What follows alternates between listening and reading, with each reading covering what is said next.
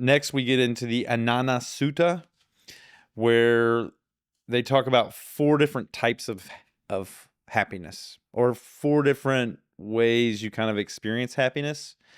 And the first one is happiness from material wealth that's generated from hard work. Phails at philosophy. And the feeling of having enough, like contentment through a day's hard work, a day's labor. The second one is happiness from enjoying material wealth, using the wealth to promote well-being in yourself and in others, your family, your community. That you generate a lot of happiness from having material wealth that's improving the lives of yourself and others. The third one was being debtless, happiness from being without debt, meaning you've fulfilled all your obligations. And the fourth one is happiness from being blameless, which means you have a clear conscience. And it said that the most important of all of those was clear conscience, was being blameless.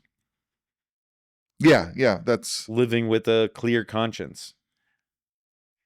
Yeah, the happiness of being blameless, which is experienced by those who, because of their generosity and good conduct, enjoy the deep satisfaction of having a clear conscience. Well, it almost like requires all the other ones, probably, like that you have, when I met with the Dharmacharya, the Dharma teacher from the Thich Nhat Hanh community, we talked about the Eightfold Path, and one of them is this, or oh my God, there was like 5 precepts, and one of them was, that your livelihood, the way you're making a living, is not hurting anybody, right? That you're not taking advantage of anybody, that there's this and they talked about it in here of blameless occupation. There's an interesting aspect, I think, of Buddhist ethics that has that notion of right livelihood, which actually fits really well with a kind of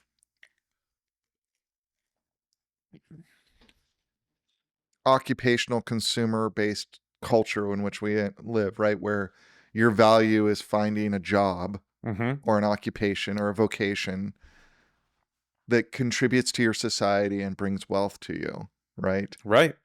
In this kind of consumer culture that we exist in, right? To some extent, this notion of right livelihood, which I don't get as much in a lot of other ethical traditions, that just calls out like that decision about what you're gonna do, or if you don't have a choice about that, how you go about doing what you're gonna do. Yeah.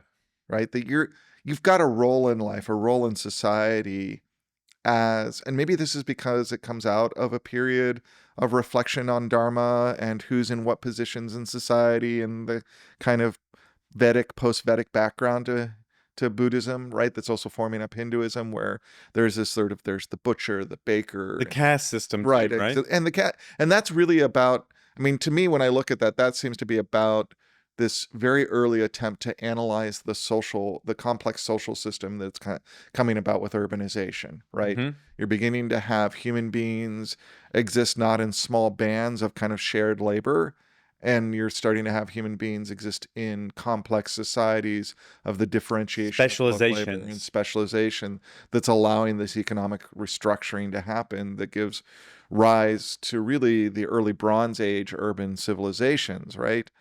And the early kind of theorists, the Buddhist thinkers, and well, they're not Buddhists yet, but the early like Vedic thinkers who are kind of creating that are saying, well, how does this fit? How does this fit in relationship to an ideal of a sacred order, right? A sacred order to the universe, right?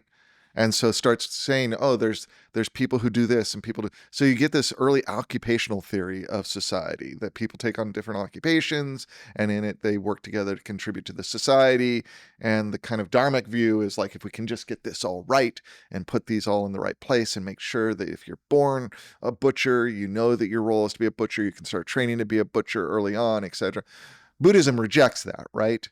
It puts, I think, more emphasis on human will and human choice, the responsibility for choice, the sense that you are not just a product of your karma, but you're also a product of the decisions you make in relation to You your can karma. choose what Right. profession you go into. You can Right. choose your destiny. Right. And that is not merely a freedom in the way we often use freedom. It's a liberty, which means it comes with a responsibility. Yeah. Right. And that responsibility is to make the right choice, right? And to choose and how do you make the right choice? Well, you choose something that doesn't bring harm. Yep.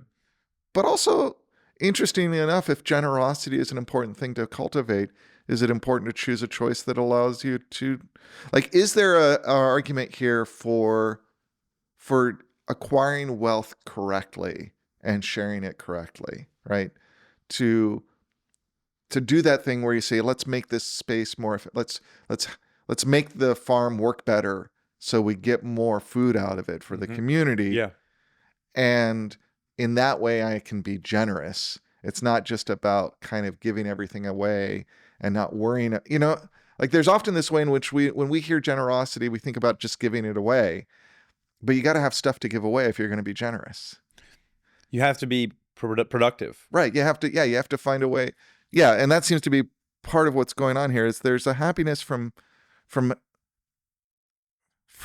doing work, right? Doing good work, the perseverance of doing good work. And I think we've all experienced that, right? If you've had a job that you actually like, right? Or even if it's just a job that's okay, and you've gone to work one day, even like I remember early on when I was washing dishes in high school. Yeah.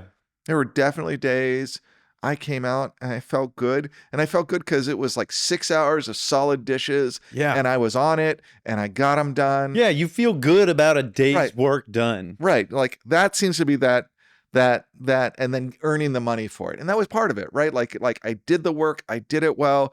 And now I'm cashing my check and I can go buy some comic books. Yeah. That's me at 16, right? Like It's the same kind of feeling I have when I've worked out. right.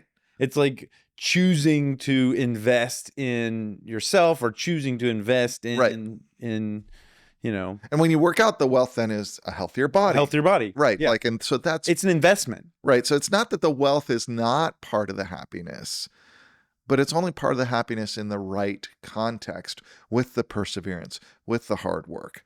Yeah. And then there's just the enjoying of wealth. But again, here the Buddhist teaching is not just that, like, I got lots of money, I got gold chains. It's well-being. It's the use of that wealth to promote well-being for yourself and for others. And they talk about that as well-being being Chanda. Yeah.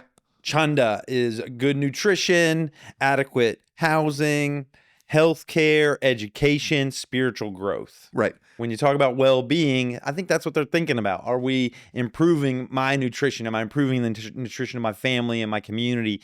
Do I have adequate housing? Does my family have adequate housing? Is there, healthcare? Is everybody healthy to have access to health? And Right. then spiritual growth, education, all of that type of stuff. Right, exactly. And I think that's, he says this means avoiding the extremes of extravagance and miserliness. Right. Am I hoarding? Am I buying too much and only right. flashy cars and Exactly. fancy watches and Yeah. All of this seems to be part of why that prajna, that wisdom, is important.